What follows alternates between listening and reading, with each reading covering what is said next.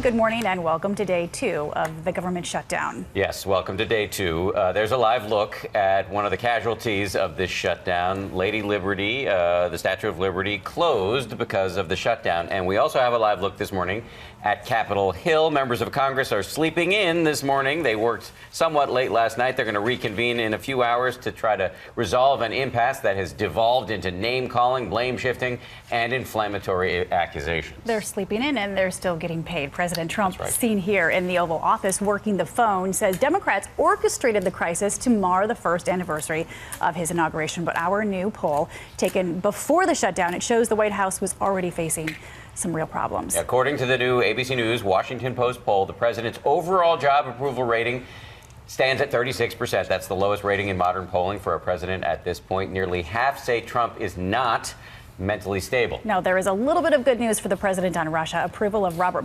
Mueller's handling of the investigation has dropped 8 points. We're covering all the angles right here this morning. George is standing by. Let's start with ABC's David Wright, though, who's right there on Capitol Hill. David, good morning.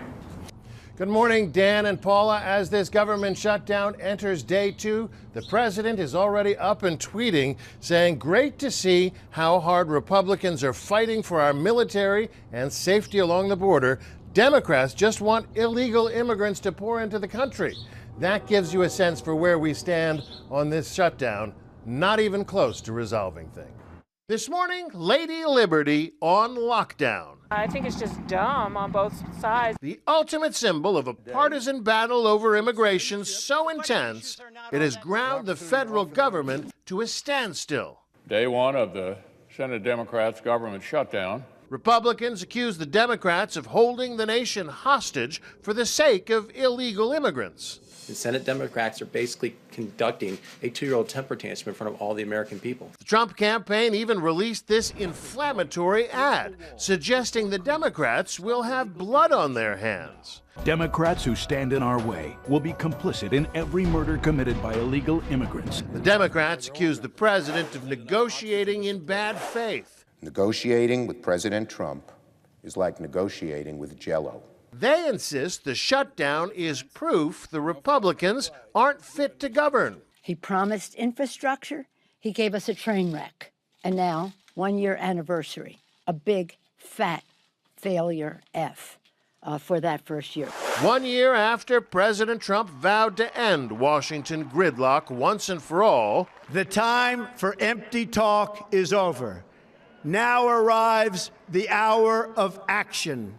Instead of action, there's now a full-scale government shutdown. Many federal workers, including Michael Sesma, have been through this before. The longer we're out, the longer it's going to take to catch up, and the greater burden is going to be on taxpayers. During the 2013 government shutdown, Citizen Trump accused President Obama of failing to lead. You have to get everybody in a room. You have to be a leader. The president has to lead. Why isn't he following his own advice?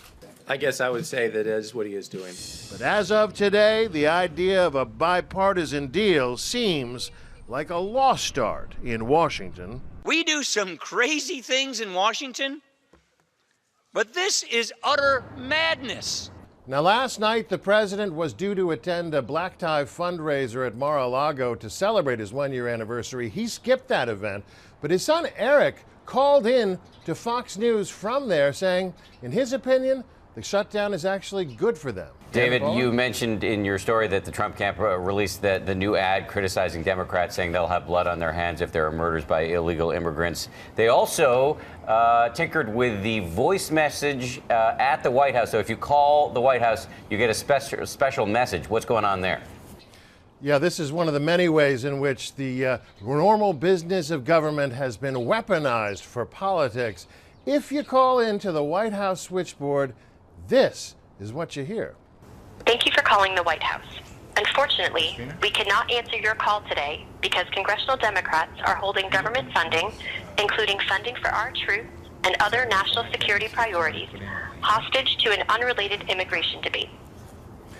Go figure. All that any of us can do is hope with the rest of the country that this thing is over quickly. Dan and Paula? All right, David Wright from